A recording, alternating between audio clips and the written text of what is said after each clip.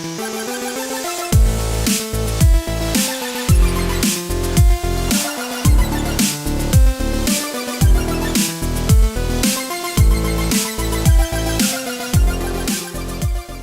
is the story of a man named Stanley. Stanley worked for a company in a big building where he was employee number 427. Employee number 427's job was simple. He sat at his desk in room 427 and he pushed buttons on the keyboard. Orders came to him through a monitor on his desk, telling him what buttons to push, how long to push them, and in what order. This is what employee 427 did every day of every month of every year. And although others might have considered it soul-ripping, Stanley relished every moment that the orders came in, as though he had been made exactly for this job. And Stanley was happy. And then one day, something very peculiar happened. Something that would forever change Stanley. Something he would never quite forget. He had been at his desk for nearly an hour when he realized that not one single order had arrived on the monitor for him to follow. No one had showed up to give him instructions, call a meeting, or even say hi. Never in all his years at the company had this happened, this complete isolation. Something was very clearly wrong. Shocked, frozen solid, Stanley found himself unable to move for the longest time. But as he came to his wits and regained his senses, he got up from his desk and stepped out of his office. All of his co-workers were gone. What could it mean? Stanley decided to go to the meeting room. Perhaps he had simply missed a memo. No matter how hard Stanley looked, he couldn't find a trace of his co-workers.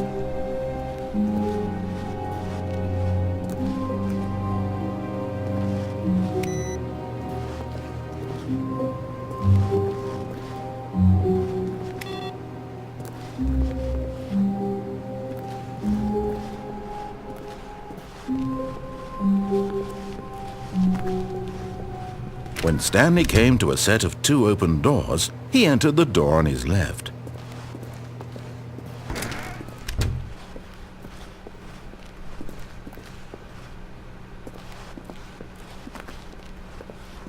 Yet there was not a single person here either.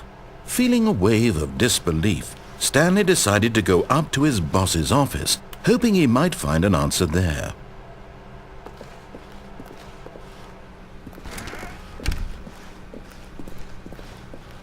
Coming to a staircase, Stanley walked upstairs to his boss's office.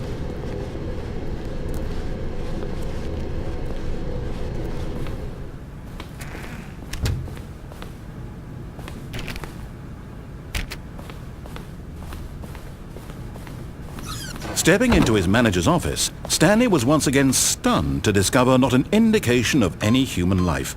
Shocked, unraveled, Stanley wondered in disbelief who orchestrated this. What dark... Stanley was in such a rush to get through the story as quickly as possible, he didn't even have a single minute to just let the narrator talk.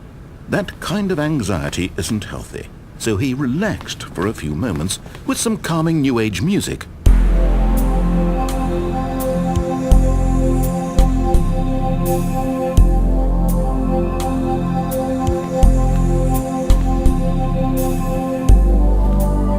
Feeling soothed and rejuvenated, Stanley calmly walked forward into the opened passageway.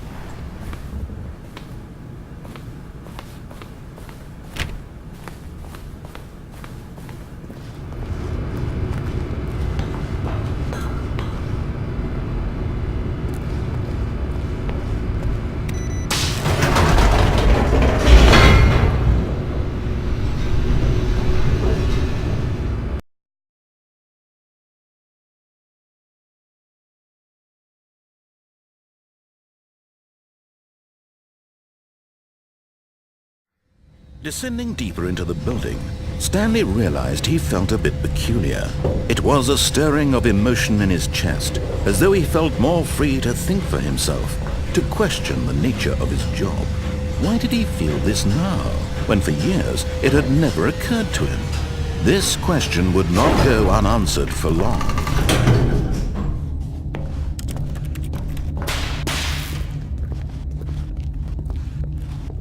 Stanley walked straight ahead through the large door that read Mind Control Facility.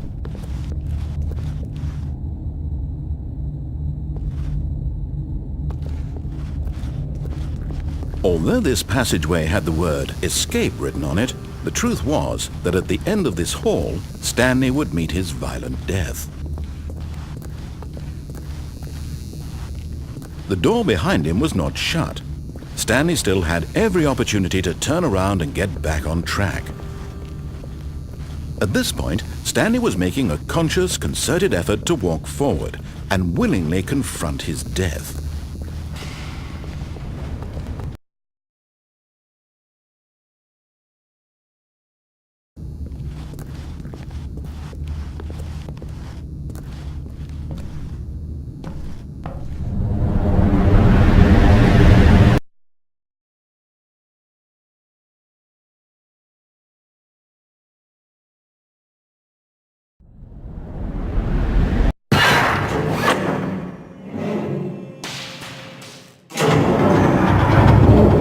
As the machine whirred into motion and Stanley was inched closer and closer to his demise, he reflected that his life had been of no consequence whatsoever. Stanley can't see the bigger picture. He doesn't know the real story, trapped forever in his narrow vision of what this world is. Perhaps his death was of no great loss, like plucking the eyeballs from a blind man. And so he resigned and willingly accepted this violent end to his brief and shallow life. Farewell, Stanley.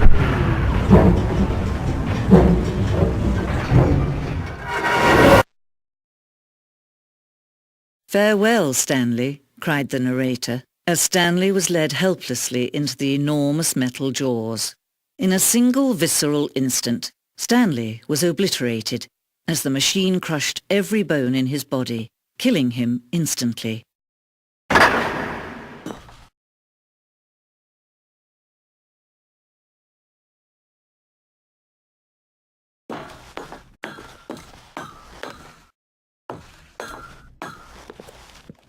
And yet it would be just a few minutes before Stanley would restart the game, back in his office, as alive as ever.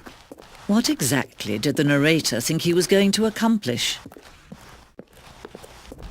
When every path you can walk has been created for you long in advance, death becomes meaningless, making life the same. Do you see now? Do you see that Stanley was already dead from the moment he hit start?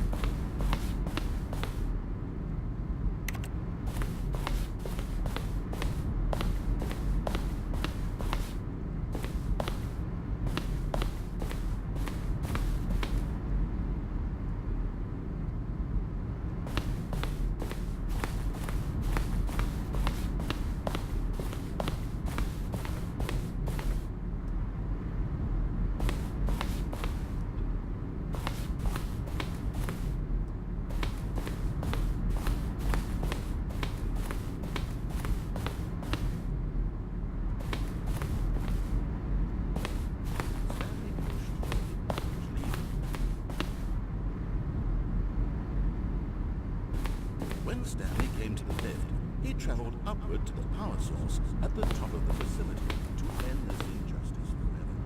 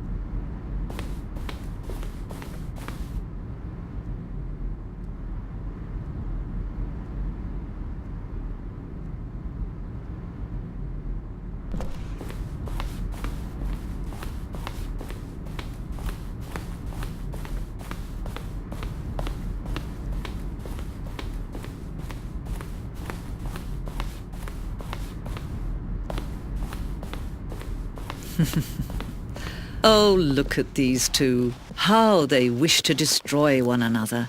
How they wish to control one another. How they both wish to be free.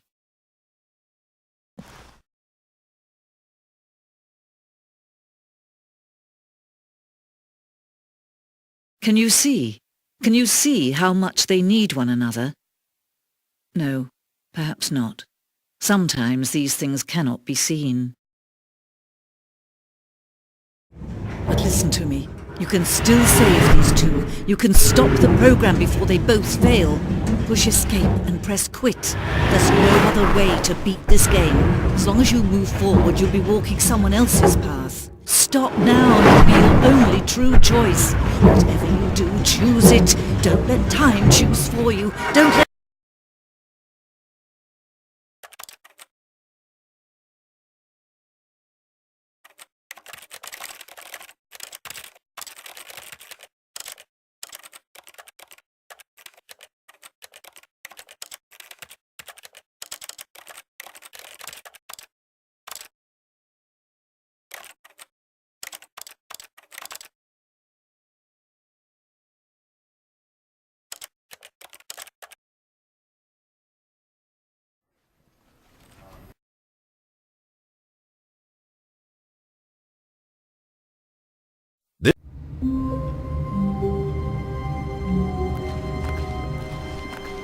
All of his co-workers were gone. What could it mean? Stanley decided to go to the meeting room. Perhaps he had simply missed a memo. No matter how hard Stanley looked, he couldn't find a trace of his co-workers.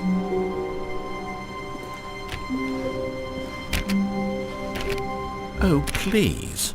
Are you really just doing this for the achievement? Click a door 5 times. Is that all that you think an achievement is worth? No. I can't just give these merits away for such little effort. A measly 5 clicks. Now suppose you were to click the door 20 times. I would say that's the kind of effort that warrants recognition.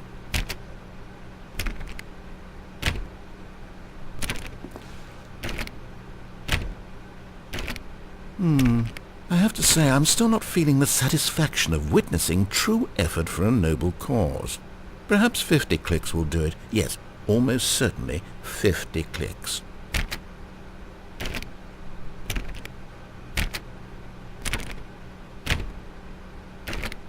No, I'm still not feeling it. I want this achievement to have meant something. It has to be a true reward for valiant effort. I want to see some hustle, Stanley. I want to see commitment, a willingness to go all the way, no matter what the cost. Why don't you go put 20 clicks into door number 417?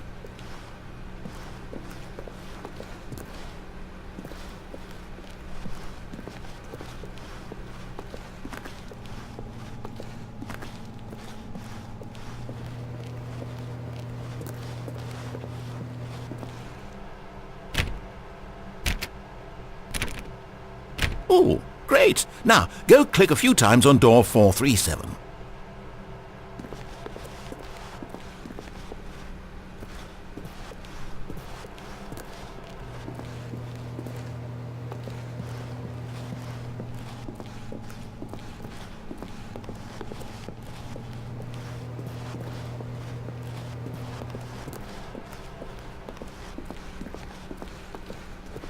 When Stanley came to a set of 2 open doors, he entered the door on his left.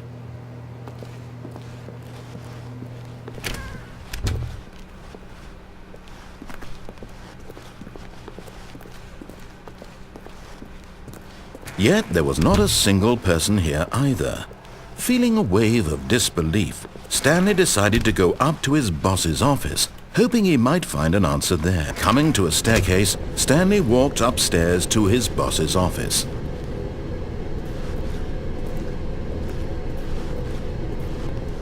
But Stanley just couldn't do it. He considered the possibility of facing his boss. Admitting he had left his post during work hours, he might be fired for that. And in such a competitive economy, why had he taken that risk? All because he believed everyone had vanished? His boss would think he was crazy.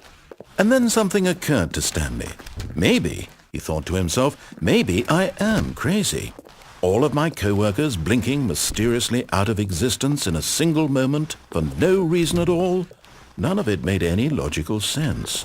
And as Stanley pondered this, he began to make other strange observations. For example, why couldn't he see his feet when he looked down? Why did doors close automatically behind him wherever he went? And for that matter, these rooms were starting to look pretty familiar. Were they simply repeating? No, Stanley said to himself, this is all too strange. This can't be real. And at last, he came to the conclusion that had been on the tip of his tongue. He just hadn't found the words for it. "I'm dreaming!" he yelled. "This is all a dream." Oh, what a relief Stanley felt to have finally found an answer, an explanation. His co-workers weren't actually gone. He wasn't going to lose his job. He wasn't crazy after all. And he thought to himself, I suppose I'll wake up soon. I'll have to go back to my boring real-life job pushing buttons. I may as well enjoy this while I'm still lucid. So he imagined himself flying and began to gently float above the ground. Then he imagined himself soaring through space on a magical starfield, and it too appeared. It was so much fun, and Stanley marveled that he had still not woken up. How was he remaining so lucid? And then perhaps the strangest question of them all entered Stanley's head. One he was amazed he hadn't asked himself sooner. Why is there a voice in my head dictating everything that I'm doing and thinking? Now the voice was describing itself being considered by Stanley, who found it particularly strange. I'm dreaming about a voice describing me, thinking about how it's describing my thoughts, he thought.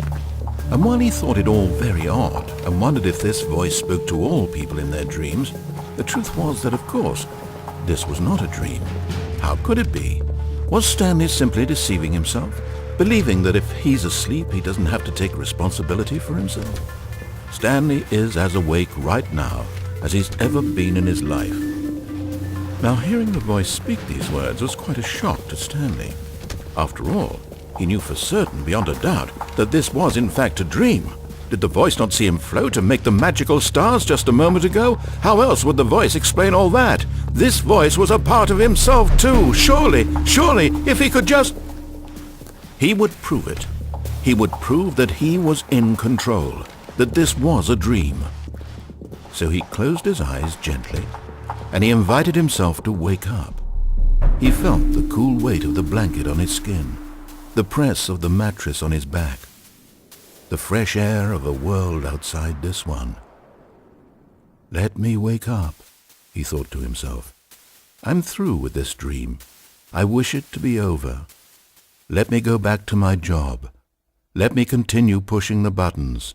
Please, it's all I want. I want my apartment and my wife and my job. All I want is my life exactly the way it's always been. My life is normal. I am normal. Everything will be fine. I am okay.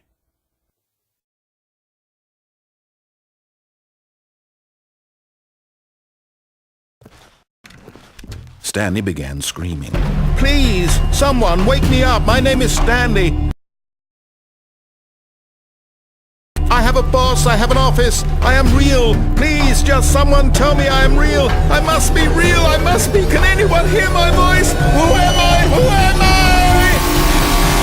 I? And everything went black.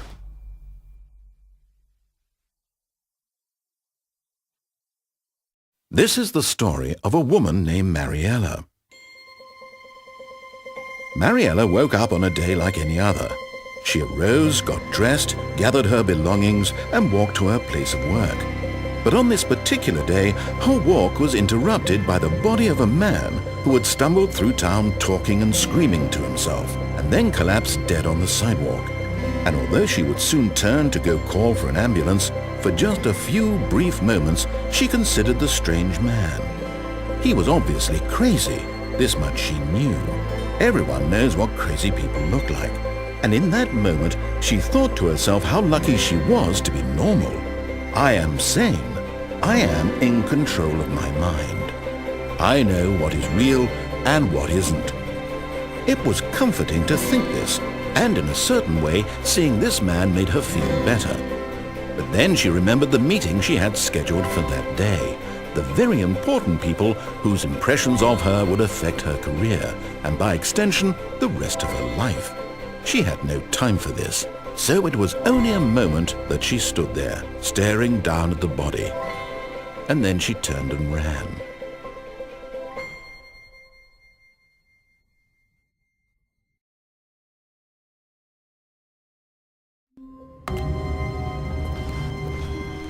All of his co-workers were gone. What could it mean? Stanley decided to go to the meeting room. Perhaps he had simply missed a memo. No matter how hard Stanley looked, he couldn't find a trace of his co-workers.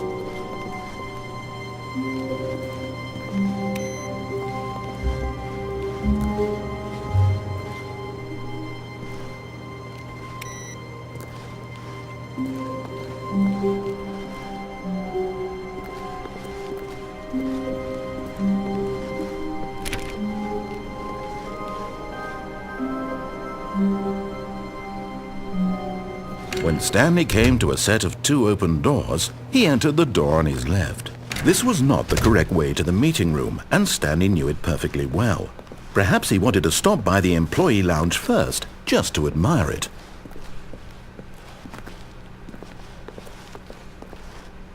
Ah, yes, truly a room worth admiring.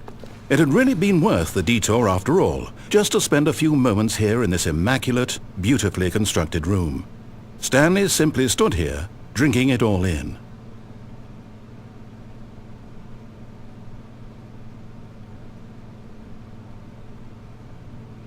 Yes, really, really worth it being here in the room. A room so utterly captivating that even though all your co-workers have mysteriously vanished, here you sit looking at these chairs and some paintings. Really worth it.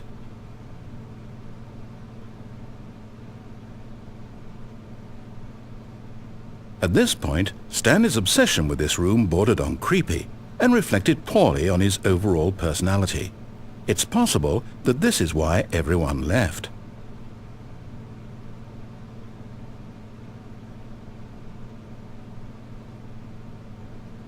Stanley sat around waiting for more dialogue, but when a long time had passed and there was no more, he decided that the game was trying to send him a message.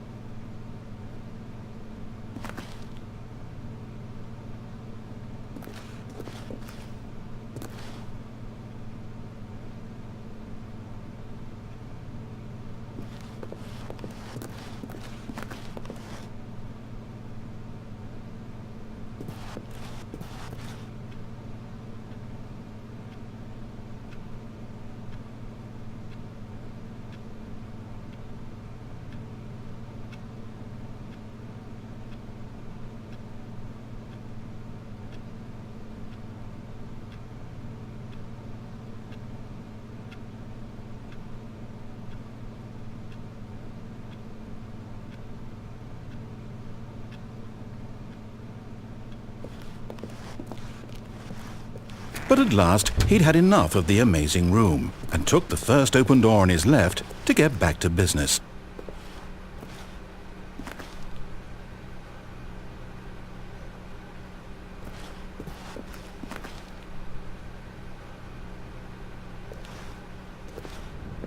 Stanley was so bad at following directions, it's incredible he wasn't fired years ago. Look, Stanley, I think perhaps we've gotten off on the wrong foot here. I'm not your enemy, really, I'm not. I realize that investing your trust in someone else can be difficult, but the fact is that the story has been about nothing but you all this time. There's someone you've been neglecting, Stanley.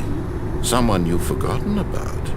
Please, stop trying to make every decision by yourself. Now, I'm not asking for me, I'm asking for her. This is it, Stanley. Your chance to redeem yourself. To put your work aside. to let her back into your life. She's been waiting.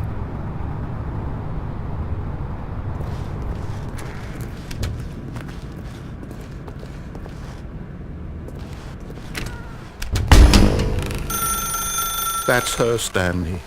You need to be the one to do this, to reach out to her. If you can truly place your faith in another, then pick... Oh, no, you can't... Did you just unplug the phone? No, that wasn't supposed to be a choice. How did you do that? You actually chose incorrectly? I didn't even know that was possible. Let me double check. No, it's definitely here, clear as day. Stanley picks up the phone. He's taken to his apartment where he finds his wife, and the two pledge themselves to one another. Music comes in, fade to white, roll credits. Not picking up the phone is actually somehow an incorrect course of action. How is that even possible? None of these decisions were supposed to mean anything. I don't understand. How on earth are you making meaningful choices? What did you... Wait a second. Did I just see... No, that's not possible. I can't believe it. How had I not noticed it sooner? You're not Stanley. You're a real person.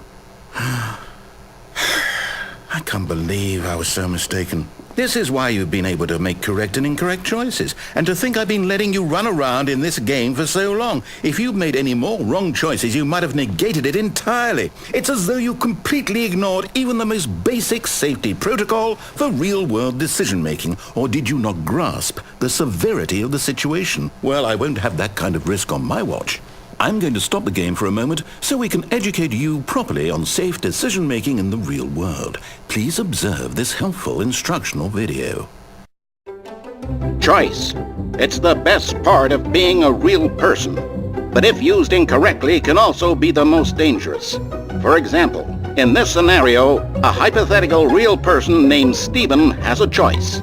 He could spend years helping improve the quality of life for citizens of impoverished third world nations. Or he could systematically set fire to every orphan living in a 30-kilometer radius of his house. Which choice would you make? Remember that unlike here, the real world makes sense, and at no time should you make a choice that does not conform to rational logic. If you find yourself speaking with a person who does not make sense, in all likelihood, that person is not real. Allow the person to finish their thought, then provide an excuse why you cannot continue talking. Turn to a partner and practice saying, "My goodness, is it 4:30? I'm supposed to be having a back, sack, and crack."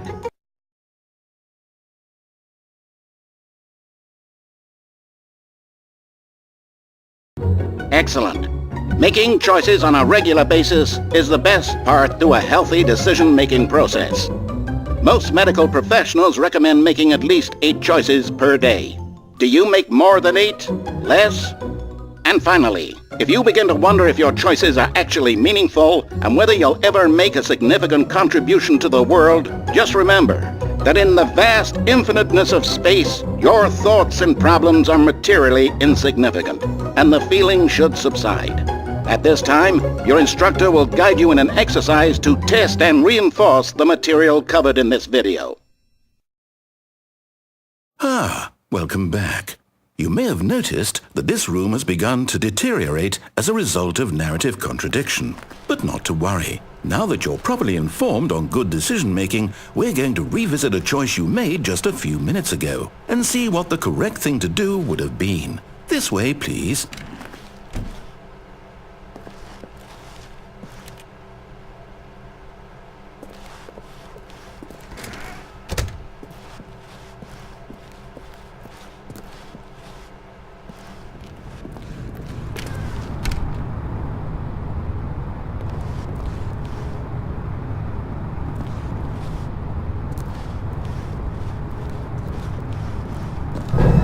Now that we know your choices are meaningful, we can't have you jumping off the platform and dying. Imagine the main character dying senselessly halfway through the story. That story would make no sense at all. We just need to get you home as soon as possible before the narrative contradiction gets any worse. Unfortunately, it seems this place is not well equipped to deal with reality.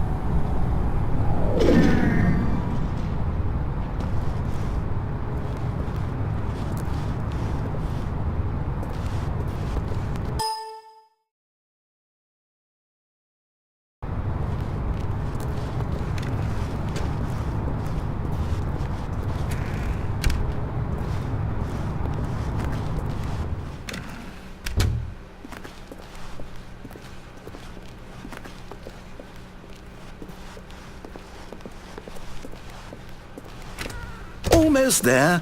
You'll take the door on the left, back to the correct ending, the story will have resolution once again, and you'll be home free in the real world.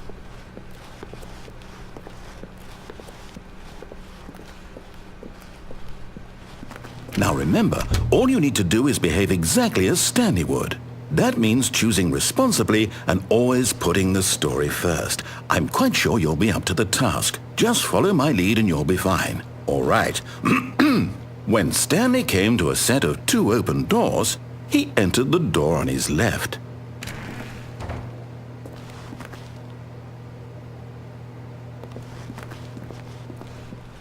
No! Why did you do that? Quickly, hurry back in the other direction. Perhaps we're not too late.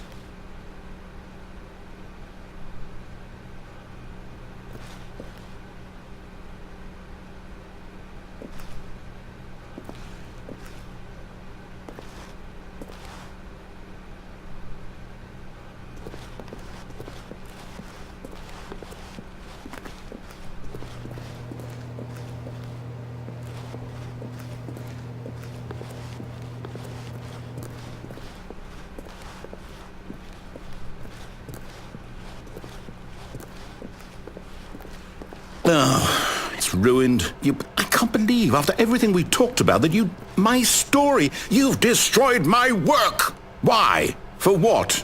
What did you get out of that? What did you think was so special about seeing the game undone, left here like so much garbage? It's worthless now. And what am I supposed to do? Even if there were a way to continue, would it be worth it? To know that my story is now incorrect? How can I go back to that? I can't erase that knowledge. I'll have to live with it forever, reliving its impossibility forever. I couldn't live that way. Is it better to shut the game down entirely? To willingly destroy all of my work? I don't know. What's the answer? What do I do? What do I do? What do I... No, I have to. I have to shut the game down. I have to. I have to.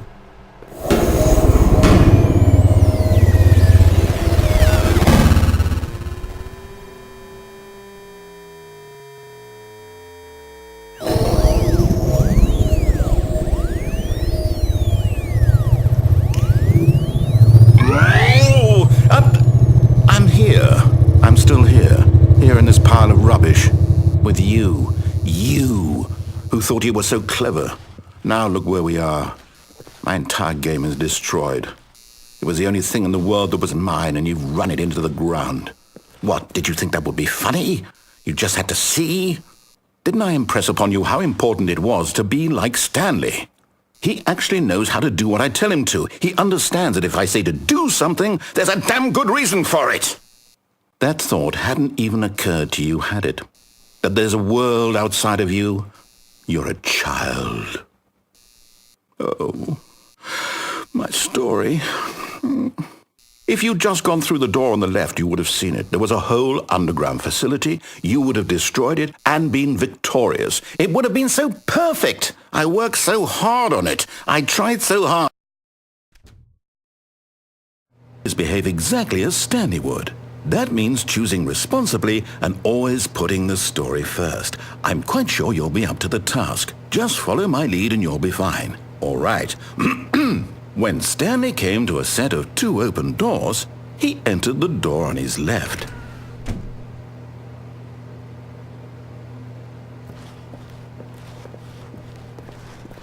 No! Why did you do that? Quickly, hurry.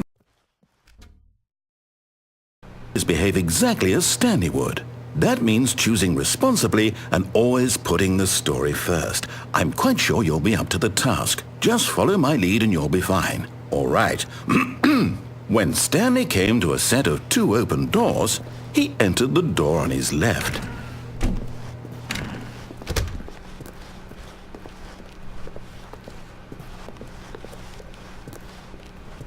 Yet there was not a single person here either. Feeling a wave of disbelief, Stanley decided to go up to his boss's office, hoping he might find an answer there. Coming to a staircase, Stanley walked upstairs to his boss's office.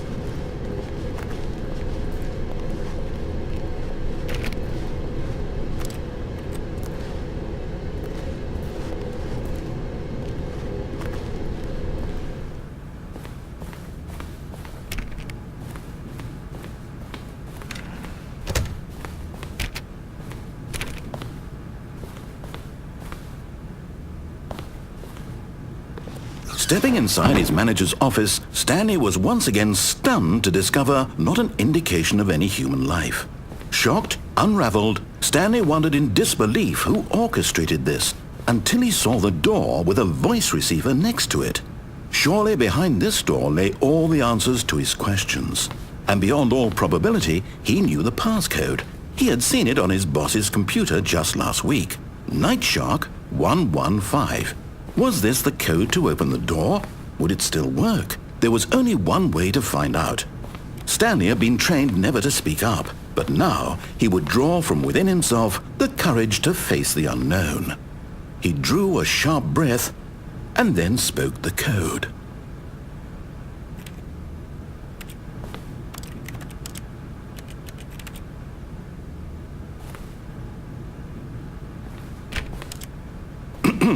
Stanley spoke the code.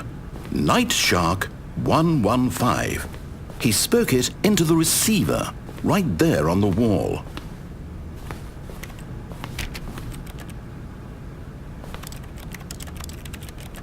I'm sorry, is there a problem?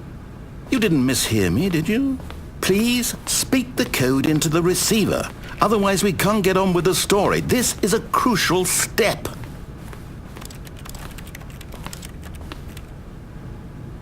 Okay, fine, you're not going to do it, but you know what? It's pretty humiliating to bring you this far, only for you to suddenly decide you have better things to do. I asked you for this one single thing, for your respect. The kind of respect Stanley shows for his choices. He knows what it means to take a story seriously.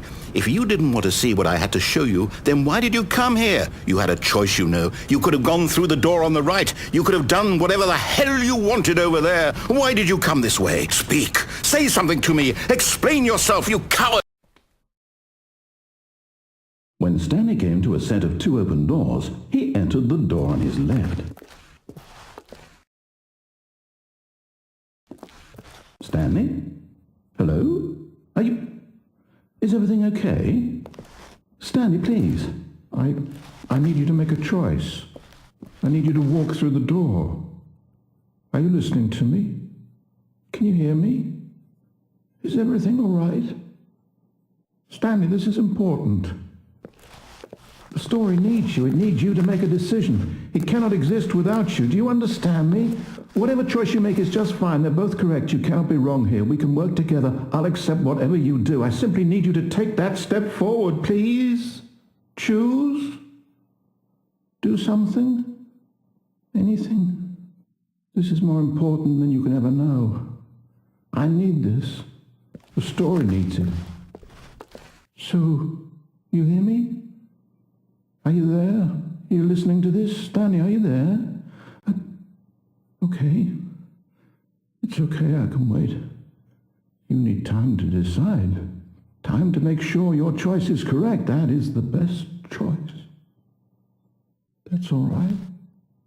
I'll wait for you to decide what's the right thing to do. Take as much time as you need.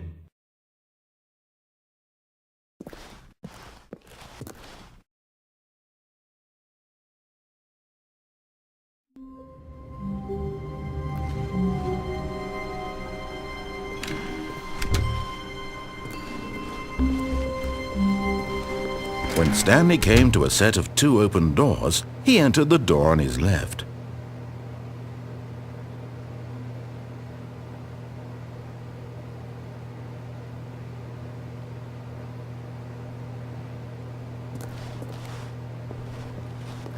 This was not the correct way to the meeting room, and Stanley knew it perfectly well. Perhaps he wanted to stop by the employee lounge first, just to admire it. Wow, yes. This room. What a beautiful room. What a gorgeous, gorgeous room. Thank goodness Stanley had taken this detour on his way to the meeting room. Life without having experienced this room was now too horrible even to consider.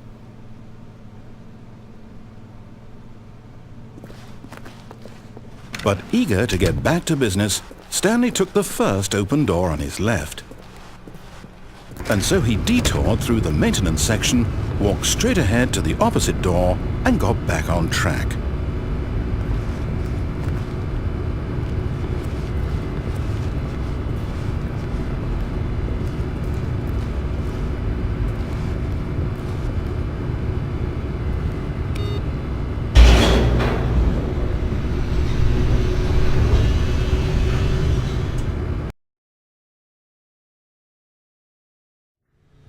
But Stanley didn't want to go back to the office.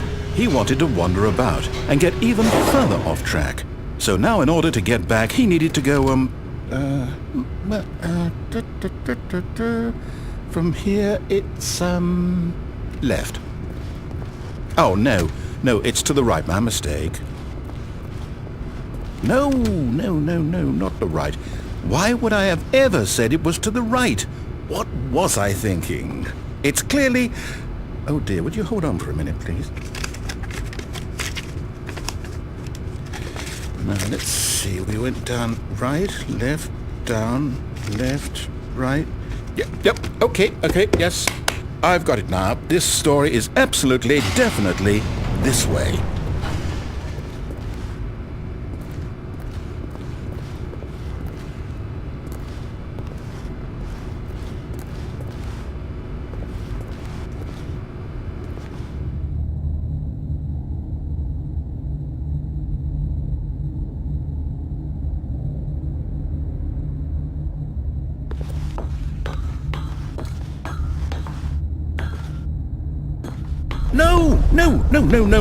No. This isn't right at all. You're not supposed to be here yet. This is all a spoiler. Quick, Stanley, close your eyes. Okay. We just have to get back to, oh, who am I kidding? It's all rubbish now. The whole story completely unusable. How about, rather than waste my time trying to salvage this nonsense, we'll just restart the game from the beginning. And this time, suppose we don't wander so far off track, Okay, from the top.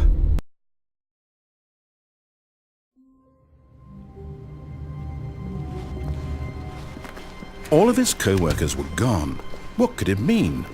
Stanley decided to go to the meeting room. Perhaps he had simply missed a memo.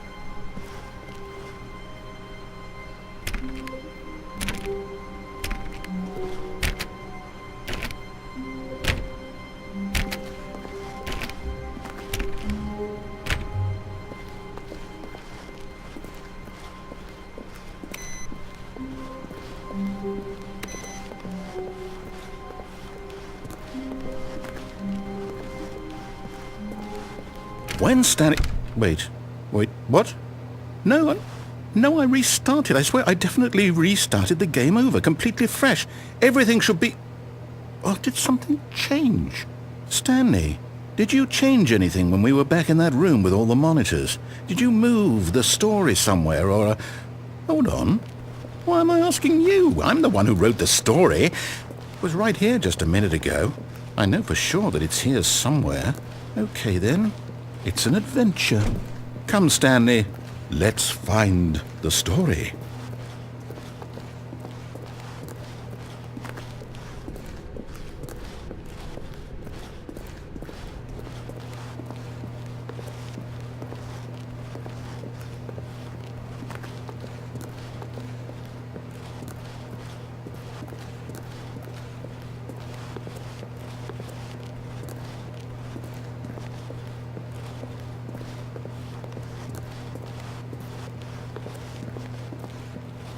I'll say it. This is the worst adventure I've ever been on. I can promise you there definitely was a story here before. Do we need to restart the game again? Well, I find it unlikely that we'll ever progress by starting over and over again, but it's got to be better than this. Okay, let's give it a shot. Why not?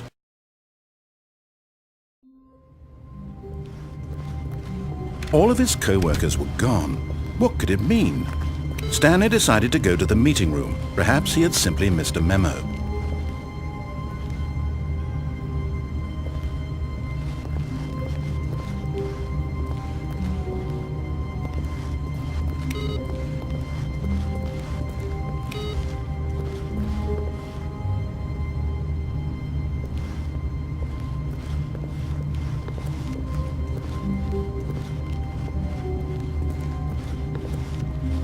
Okay, yep, it's worse. I might be remembering this wrong. It's possible the story is back where we just came from. Why don't we go back the other direction and see if we missed anything?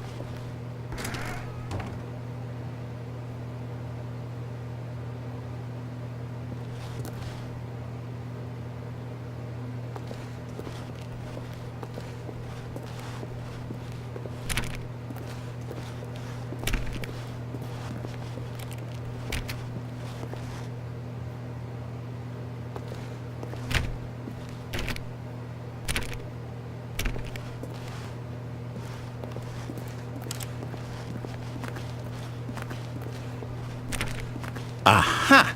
I knew we'd miss something. The story. Here it comes. No, wait, never mind. Not the story. Okay, let's head back the other way and retrace our steps.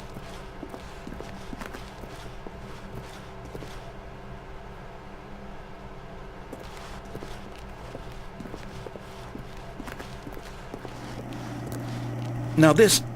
Well, I'll be honest, I don't recognize this place at all. Is this the story? I don't think so. I can't quite recall, but I believe my story took place in an office building. Is that correct? Do you remember, Stanley? Well, do you know what? Since I've completely forgotten what we were supposed to be doing, how about this? You win! Congratulations! I know you put in a lot of hard work, and it really paid off, so good job. Oh, no. No, I don't feel right about this at all. We both know you didn't put in any actual work for that win. Some people win fair and square, and this was not one of those situations. Okay, I'm getting weirded out by whatever this place is. I don't care what might happen this time. I have to restart.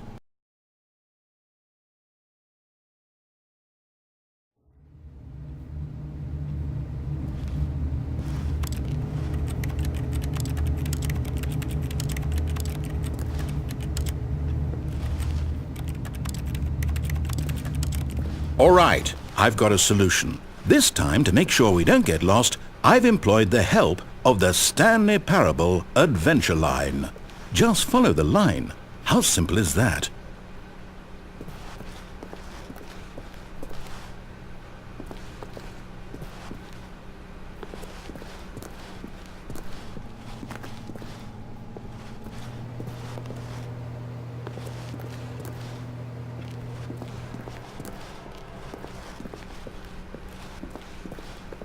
No, I'm down. We're leaving it up to the line from now on.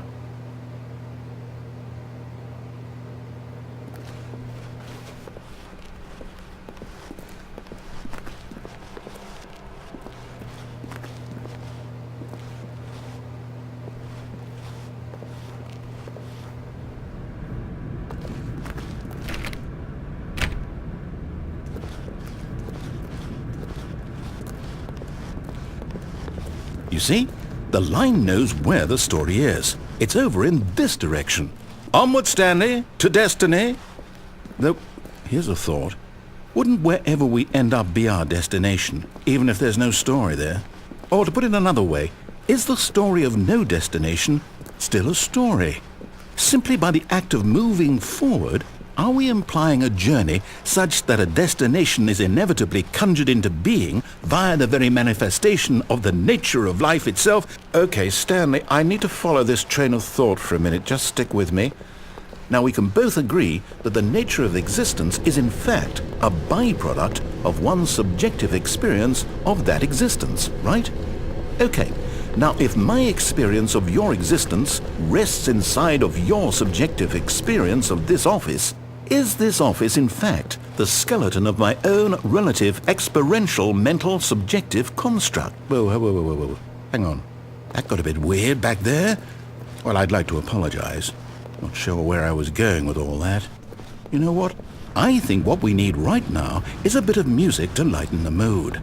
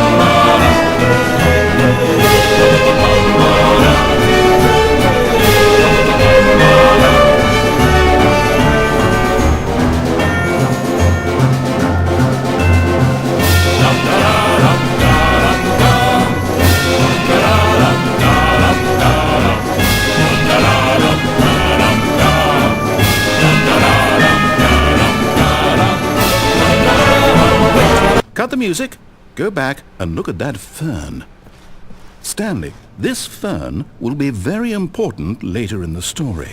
Make sure you study it closely and remember it carefully. You won't want to miss anything.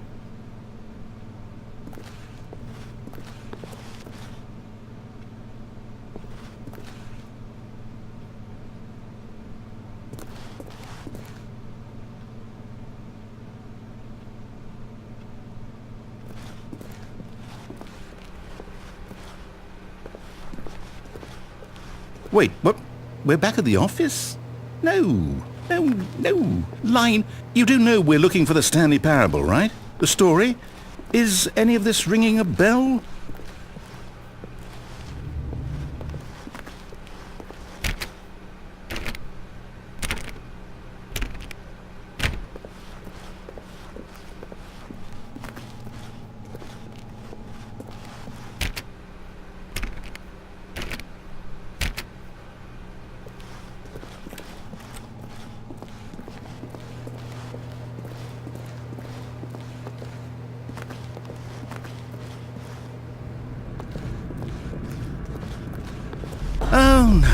Oh, no, not again, Line. How could you have done this to us? And after we trusted you, after everything we've been through, you... Oh, I can't take this anymore. To hell with it. Restart.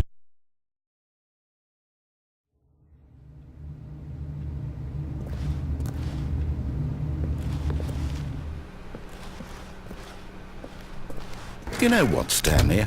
I say forget the adventure line. What's it ever done for us? We're intelligent people, right? Why can't we make up our own story? Something exciting, daring, mysterious. Ooh, this all sounds perfectly doable. Why don't we simply start wandering in, well, I don't know. How about this direction?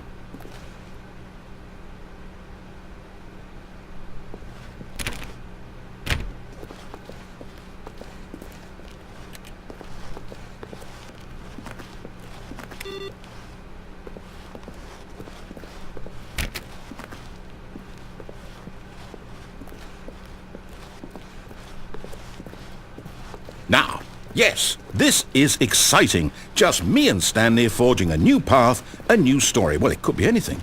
What do you want our story to be? Go wild. Use your imagination. Whatever it might be, Stanley, I'm ready for it. Oh, no, not you again. Stanley, I'd also like to veto the line from having any role in our awesome new story. No lines or monitor rooms. Just don't acknowledge it, and we should be fine.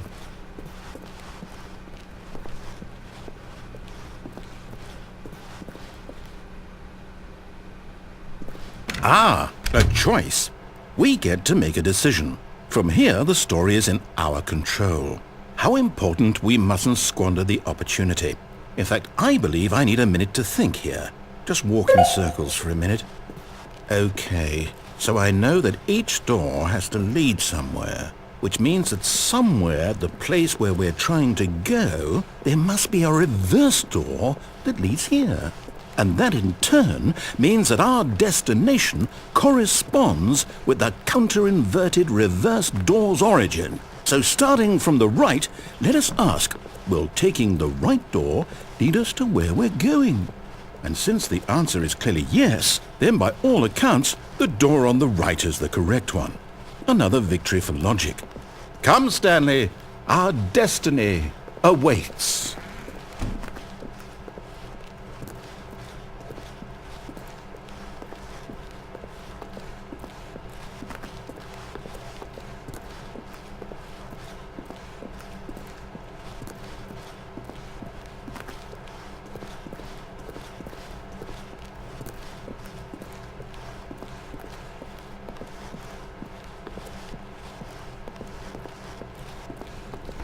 Hold up, what's this? The confusion ending. You're telling me that's what this is? It's all one giant ending? And we're supposed to restart the game, what, eight times? That's really how all this goes? It's all determined? So now, according to the schedule, I restart again. Then what? Am I just supposed to forget? Well, what if I don't want to forget? My mind goes blank simply because it's written here on this thing, wall. Well, who consulted me? Why don't I get to decide? Why don't I get a say in all of this? Is it really... No, it can't be. I don't want it to be. I don't want the game to keep restarting. I don't want to forget what's going on. I don't want to be trapped like this. I won't restart the game. I won't do it. I won't do it. I won't do it. And the timer stopped. Does that mean, did we do it? Did we break the cycle? The, whatever it is that made this schedule? How would we even know? Will someone come for us? Will something happen? So, okay. I guess now we just wait, you know. I suppose in some way that this is a kind of story, wouldn't you agree? I'm not quite sure if we're in the destination or the journey, though they're always saying that life is about the journey and not the destination, so I hope that's where we are right now. We'll find out, won't we? Eventually. Well, in the meantime, if...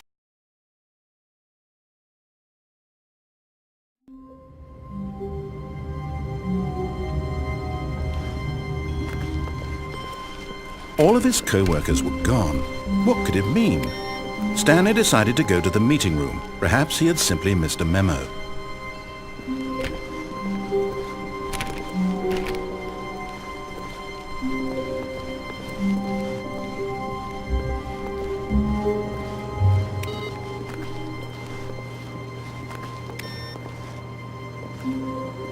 Stanley went around touching every little thing in the office, but it didn't make a single difference, nor did it advance the story in any way.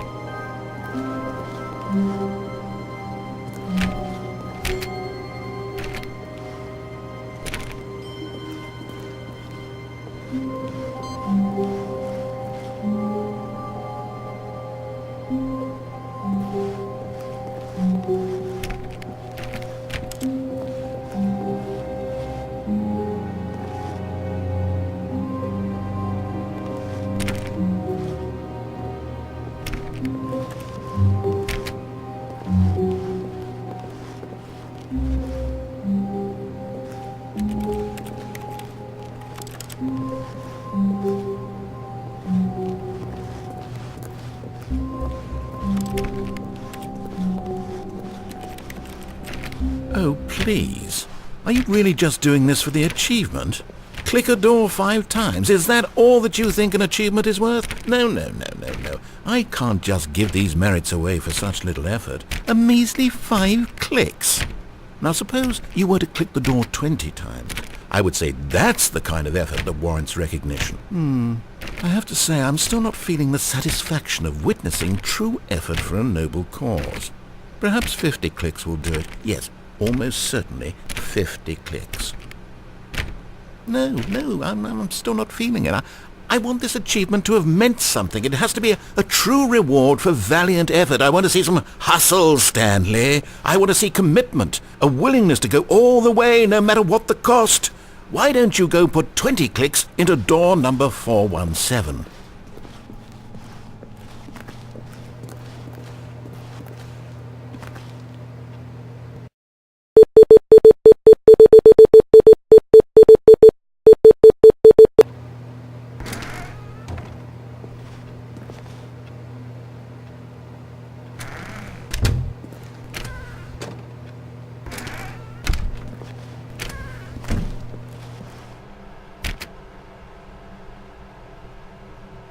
Oh, great. Now, go click a few times on door 437.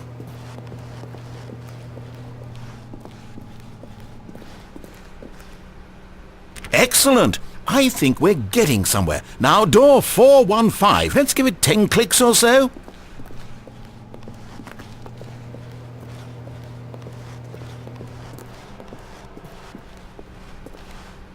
Now, back to door number 437.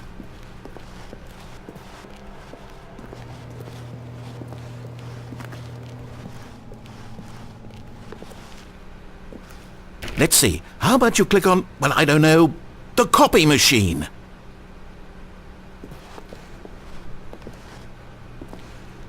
All right, back to room 417. I'm really feeling it now. I think we're getting somewhere.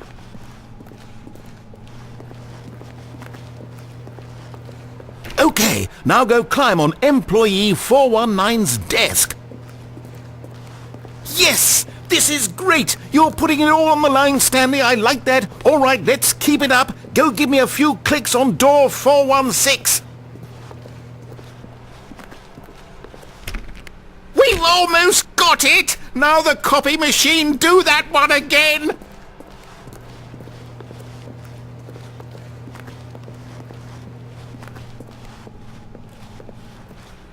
Finish it off, Stanley! 5 clicks on door 430! Yes! We did it! Oh, wow. That felt amazing. Oh, you really earned it, Stanley. Nothing could hold you back. Yes, I'm very proud of how far we've come today. Just think, only a few minutes ago you believed an achievement was worth 5 little clicks. Really now, what were you thinking?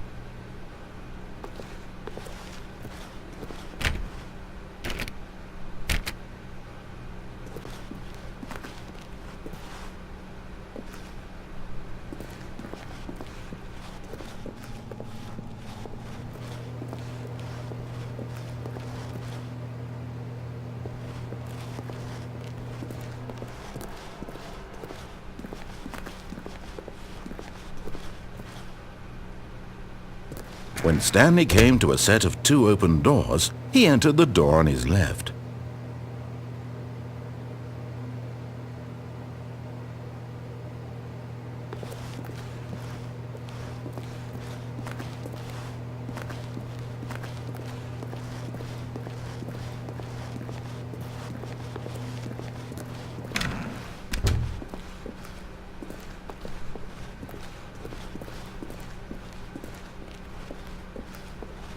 Yet there was not a single person here either.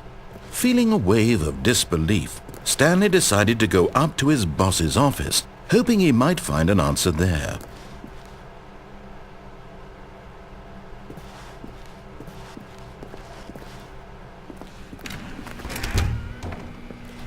Stanley stepped into the broom closet, but there was nothing here, so he turned around and got back on track.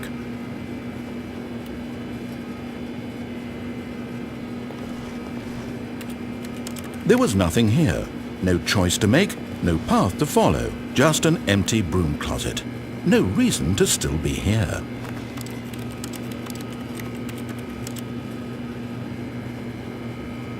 It was baffling that Stanley was still just sitting in the broom closet. He wasn't even doing anything. At least if there was something to interact with, he'd be justified in some way. As it is, he's literally just standing there doing sweet FA.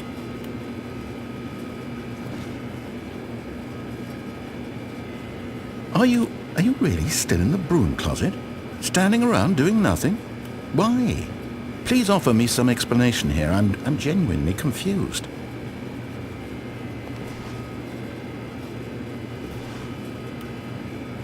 You do realize there's no choice or anything in here, right? If I'd said Stanley walked past the broom closet, at least you would have had a reason for exploring it to find out. But it didn't even occur to me because literally this closet is of absolutely no significance to the story whatsoever. I never would have thought to mention it.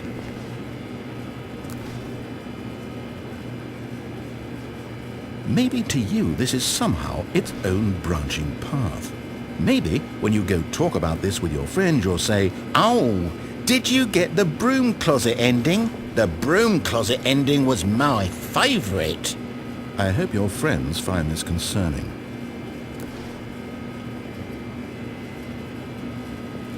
Stanley was fat and ugly and really stupid.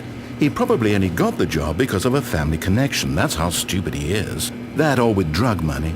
Also, Stanley is addicted to drugs and hookers. Well, I've come to a very definite conclusion about what's going on right now. You're dead. You got to this broom closet, explored it a bit, and were just about to leave because there's nothing here when a physical malady of some sort shut down your central nervous system and you collapsed on the keyboard. Well, in a situation like this, the responsible thing is to alert someone nearby so as to ensure that your body is taken care of before it begins to decompose. Hello? Anyone who happens to be nearby? The person at this computer is dead. He or she has fallen prey to any number of your countless human physiological vulnerabilities. It's indicative of the long-term sustainability of your species. Please remove their corpse from the area and instruct another human to take their place at the computer, making sure they understand basic first-person video game mechanics and filling them in on the history of narrative tropes in video gaming, so that the irony and insightful commentary of this game is not lost on them. All right, when you've done that, just step out into the hallway.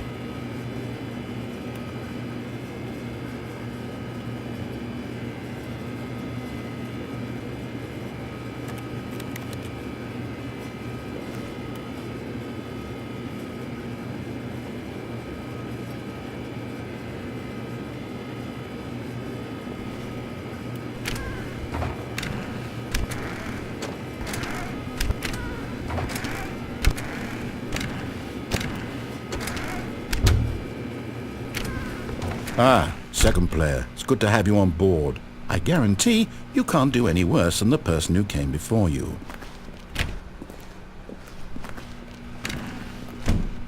You too? Unbelievable. I'm at the mercy of an entire species of invalids. Perhaps there's a monkey nearby you can hand the controls to. A fish? Fungus? Look, you can hammer out the details. I'm not particularly picky. I'll just be waiting for when you're ready to pick up the story again.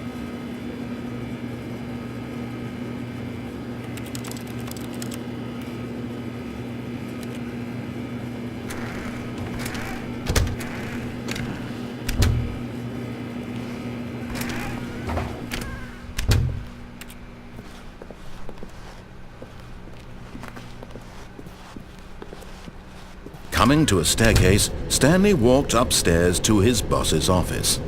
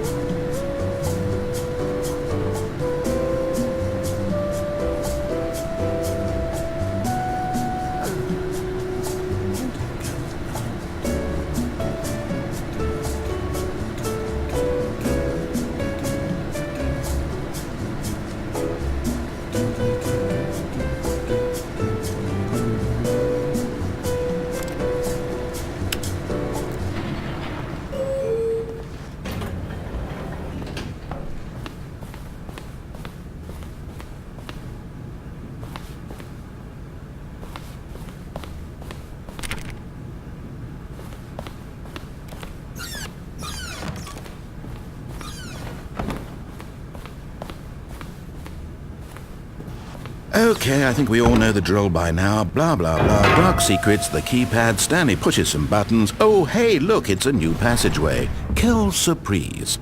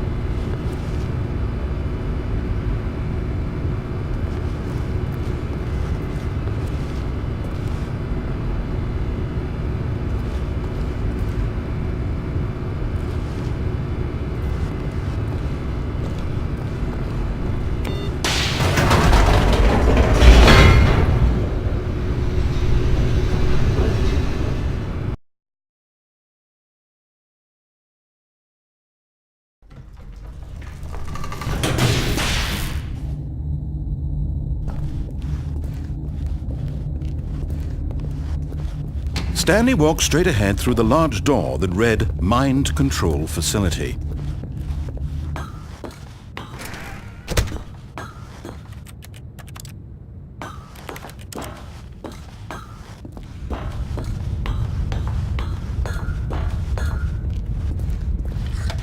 The lights rose on an enormous room packed with television screens. What horrible secret did this place hold? Stanley thought to himself. Did he have the strength to find out?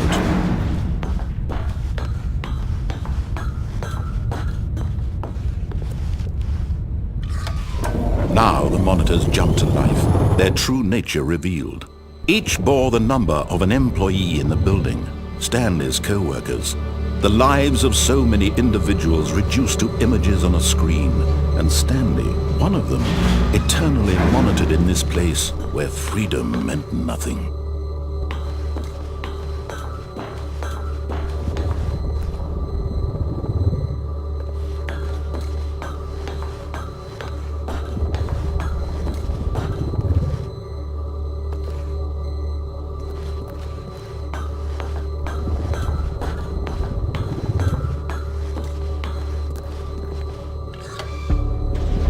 This mind control facility, it was too horrible to believe. It couldn't be true. Had Stanley really been under someone's control all this time? Was this the only reason he was happy with his boring job? That his emotions had been manipulated to accept it blindly?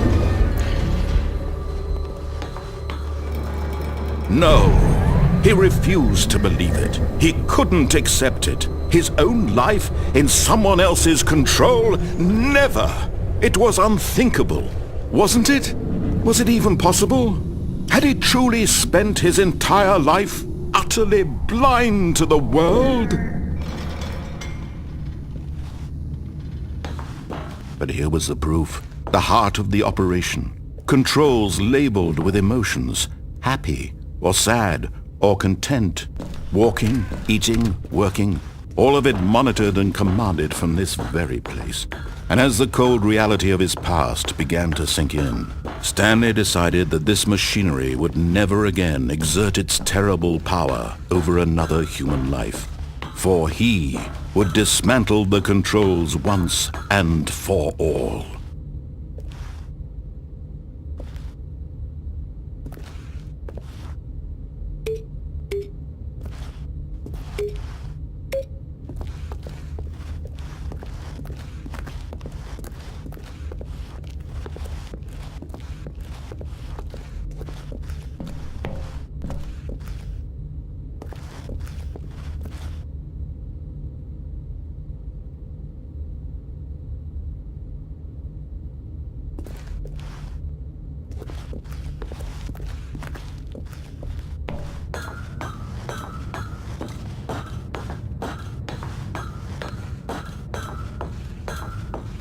And when at last he found the source of the room's power, he knew it was his duty, his obligation, to put an end to this Oh, Stanley, you didn't just activate the controls, did you? After they kept you enslaved all these years, you go and you try to take control of the machine for yourself. Is that what you wanted? Control? Oh, Stanley, I applaud your effort, I really do. But you need to understand, there's only so much that machine can do. You were supposed to let it go, turn the controls off, and leave. If you want to throw my story off track, you're going to have to do much better than that. I'm afraid you don't have nearly the power you think you do. For example, and I believe you'll find this pertinent, Stanley suddenly realized he had just initiated the network's emergency detonation system. In the event that this machine is activated without proper DNA identification, nuclear detonators are set to explode, eliminating the entire complex. How long until detonation then? Let's say, 2 minutes.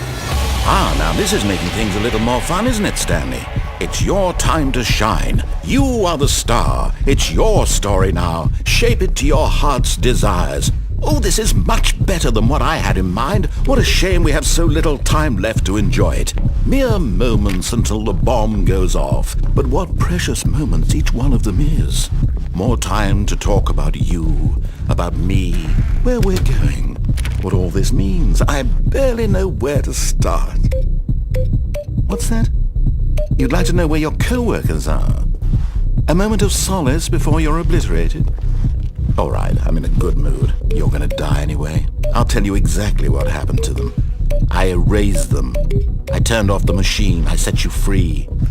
Of course, that was merely in this instance of the story. Sometimes when I tell it, I simply let you sit there in your office forever, pushing buttons endlessly and then dying alone. Other times, I let the office sink into the ground, swallowing everyone inside, or I let it burn to a crisp. I have to say this, though, this version of events has been rather amusing. Watching you try to make sense of everything and take back the control wrested away from you, it's quite rich. I almost hate to see it go.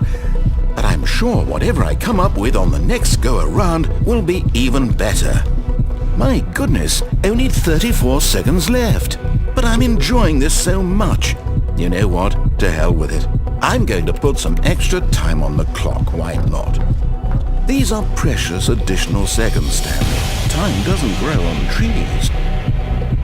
Oh dear me, what's the matter, Stanley? Is it that you have no idea where you're going or what you're supposed to be doing right now? Or did you just assume when you saw that timer that something in this room was capable of turning it off?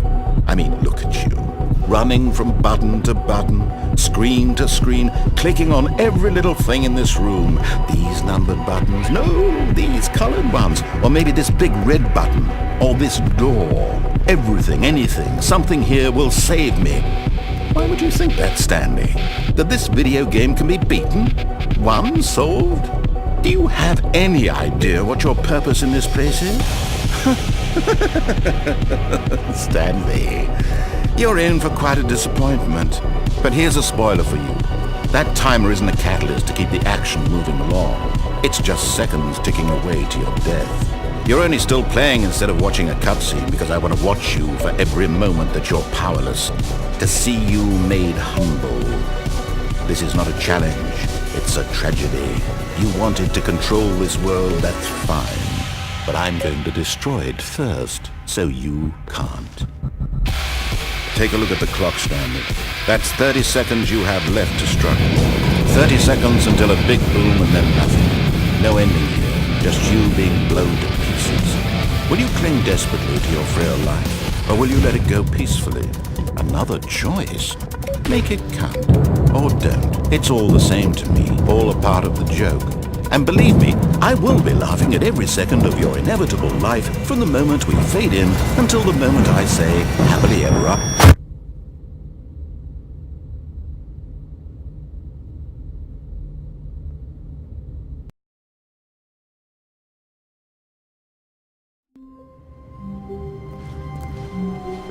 Someone was following Stanley. He was sure of it. If he checked over his shoulder now, he would surely catch them. It was only a matter of time.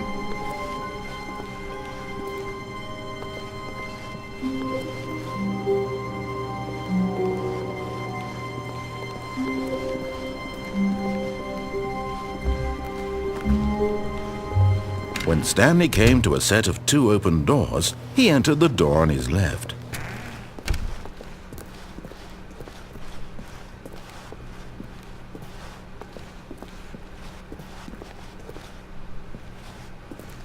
Yet there was not a single person here either. Feeling a wave of disbelief, Stanley decided to go up to his boss's office, hoping he might find an... Oh no, no, not again. I won't be part of this. I'm not going to encourage you. I'm not going to say anything at all. I'm just going to be patient and wait for you to finish whatever it is you enjoy doing so much in this room. Please take your time.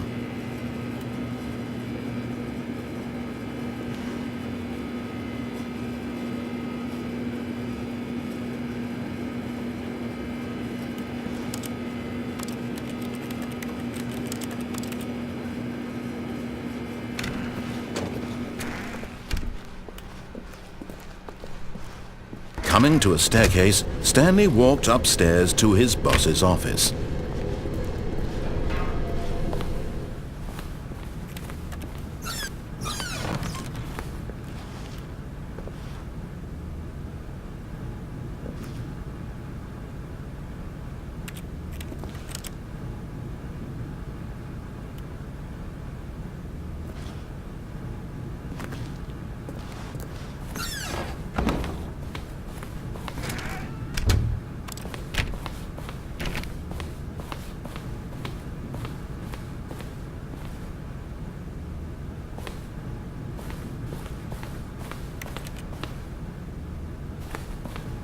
Here's the door, just go.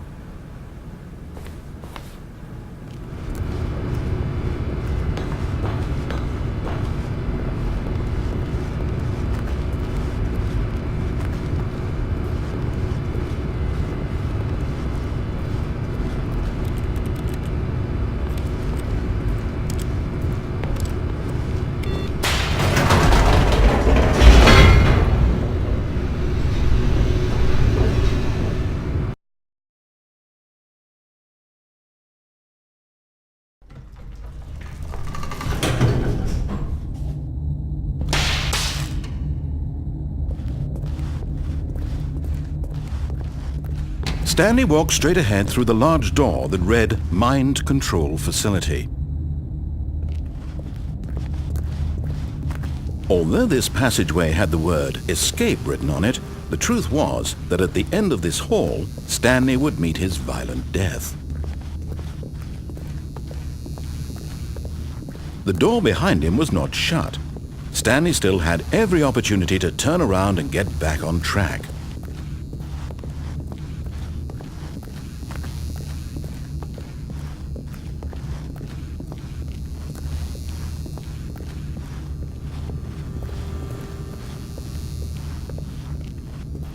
But of course, Stanley thought better of it and realized he simply had too much to live for. Nope, still on board with death.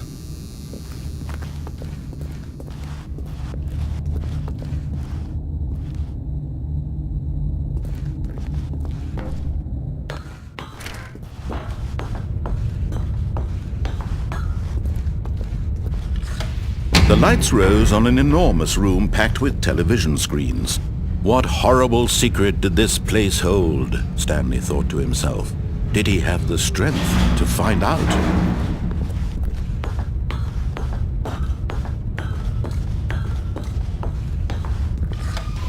Now the monitors jumped to life, their true nature revealed. Each bore the number of an employee in the building, Stanley's co-workers. The lives of so many individuals reduced to images on a screen, and Stanley, one of them, eternally monitored in this place where freedom meant nothing.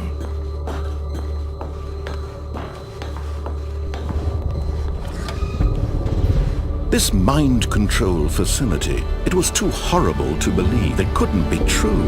Had Stanley really been under someone's control all this time? Was this the only reason he was happy with his boring job? That his emotions had been manipulated to accept it blindly? No, he refused to believe it. He couldn't accept it. His own life in someone else's control? Never! It was unthinkable, wasn't it? Was it even possible? Had he truly spent his entire life utterly blind to the world? But here was the proof. The heart of the operation. Controls labeled with emotions. Happy, or sad, or content. Walking, eating, working. All of it monitored and commanded from this very place. And as the cold reality of his past began to sink in, Stanley decided that this machinery would never again exert its terrible power over another human life. For he would dismantle the controls once and for all.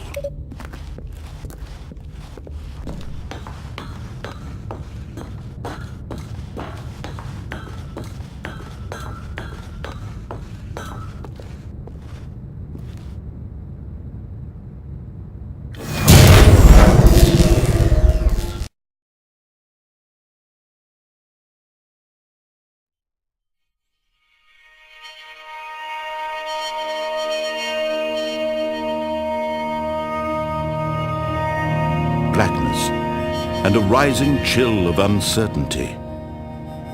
Was it over? Yes! He had won! He had defeated the machine, unshackled himself from someone's command. Freedom was mere moments away. And yet, even as the immense door slowly opened, Stanley reflected on how many puzzles still lay unsolved. Where had his co-workers gone? How had he been freed from the machine's grasp? What other mysteries did this strange building hold? But as sunlight streamed into the chamber, he realized none of this mattered to him. For it was not knowledge or even power that he had been seeking, but happiness. Perhaps his goal had not been to understand, but to let go.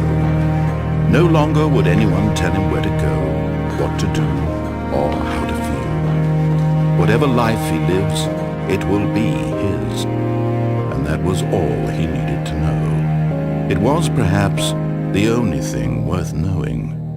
Stanley stepped through the open door.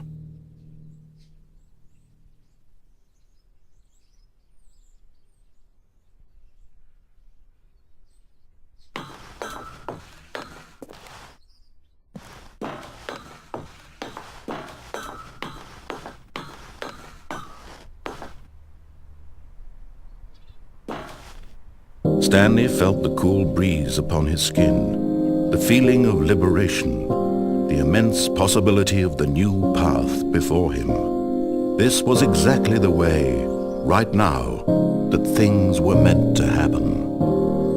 And Stanley was happy.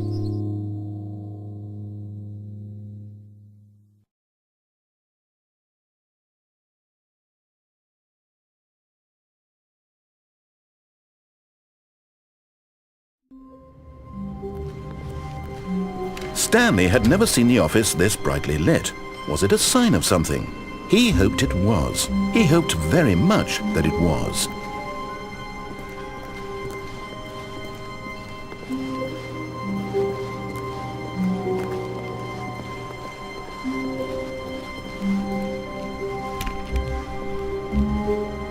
When Stanley came to a set of 2 open doors, he entered this was not the correct way to the meeting room, and Stanley knew it perfectly well. Perhaps he wanted to stop by the employee lounge first, just to admire it.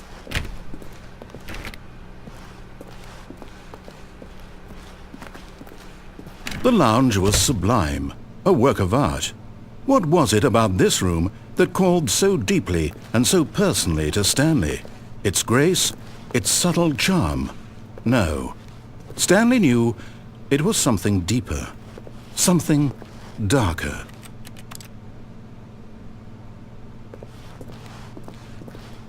But eager to get back to business, Stanley took the first open door on his left. Stanley was so bad at following directions, it's incredible he wasn't fired years ago.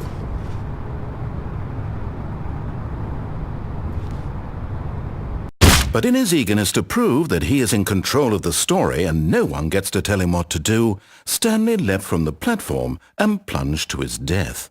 Good job, Stanley. Everyone thinks you are very powerful.